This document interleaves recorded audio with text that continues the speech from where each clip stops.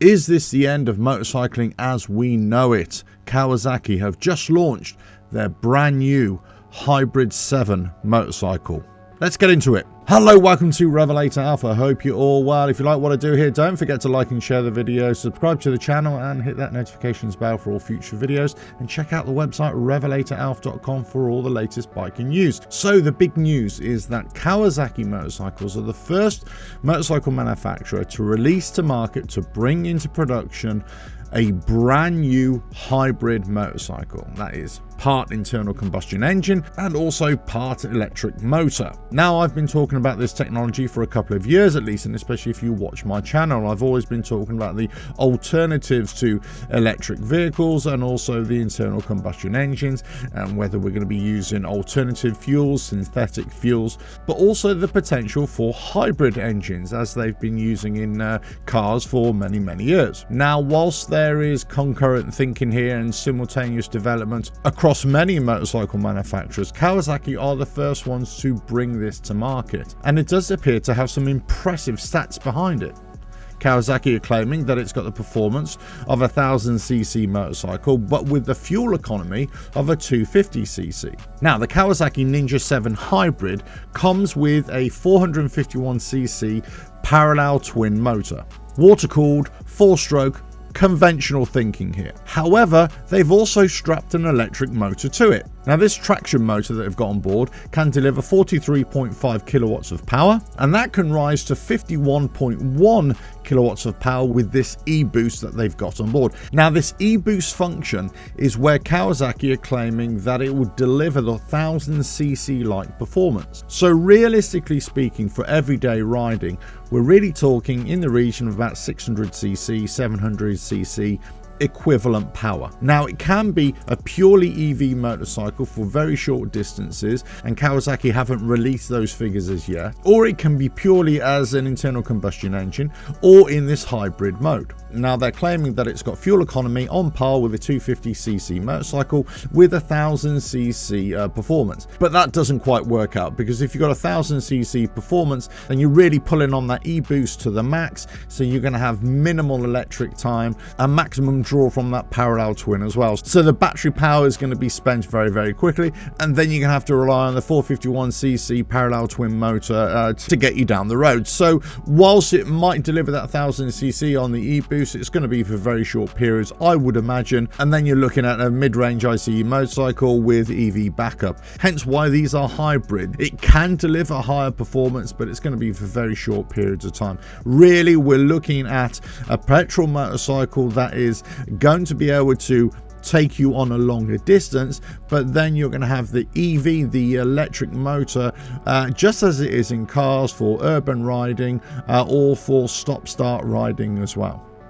With that feature, the electric motor allows this walk-through mode or walk-by mode that Kawasaki have developed, and it enables the rider to move the motorcycle forward or backwards in a reverse mode, just so they can get in and out of parking spaces and move through slow-moving traffic if they needed to. Now, just as with hybrid cars, as soon as the motorcycles come to a stop, then it switches off the parallel twin motor and it goes into EV mode, and then it is automatically in launch position. As soon as you want to twist the throttle and away you go, it'll put it into gasoline mode if you so choose. It's got 3 rider modes on it as well. It's got sport hybrid, eco hybrid and pure EV. Now, there is a little footnote here from Kawasaki for the Ninja 7 Hybrid when it is in EV mode, and I'll read directly what it says. The Ninja 7 Hybrid's EV mode may be helpful for certain situations where quiet riding is appropriate, such as in residential areas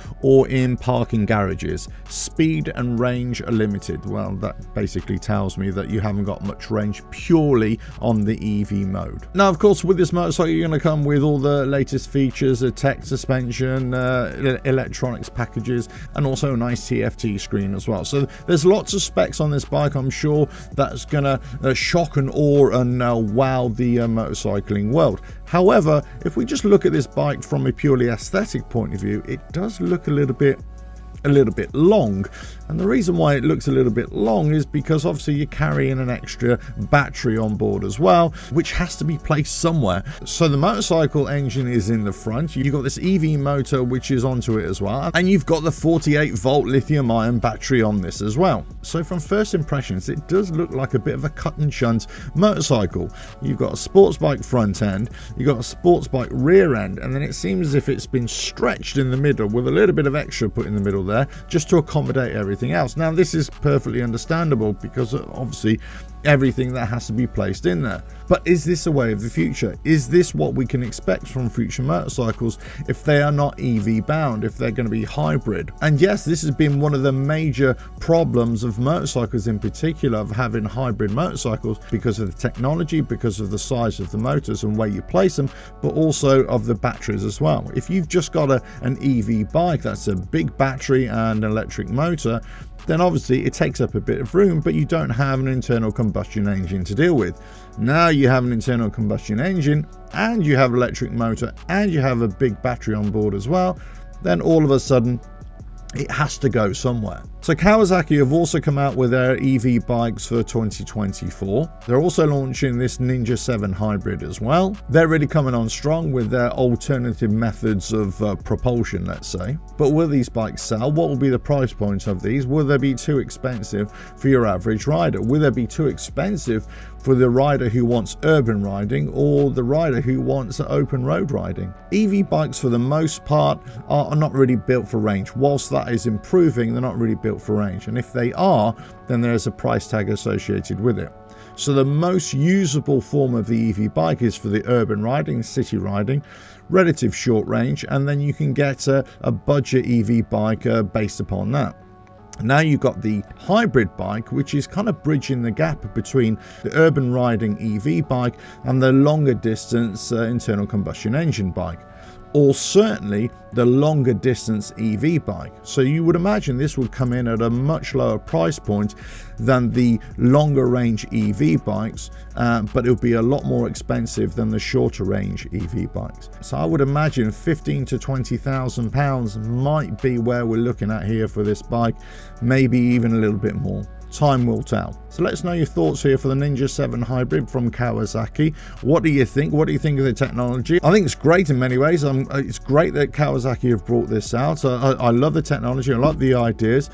Yes, first impressions of the design, it does seem a little bit of a stretched bike, a cut and shunt in many ways, but at the same time I suppose it was always going to look like that. I look forward to see how these bikes are going to be used in day-to-day life and what the price point is going to be as well. But in terms of overall performance, it does seem as if it's going to have a lot of performance, but maybe only for a very short period of time. The usability of these bikes is really going to be in the mid-range. It's going to be in the 500cc to 700cc equivalency. It's going to be really good for urban riding and city riding and medium distance open road riding, let's say. So yeah, so this could be the perfect bridge from EV bikes to internal combustion engine bikes or long distance bikes, and a price point that is going to appeal to a lot of new riders as well. We'll soon find out, but let us know your thoughts in the comments below. But Kawasaki Ninja 7 hybrid, it's coming to a dealership near you.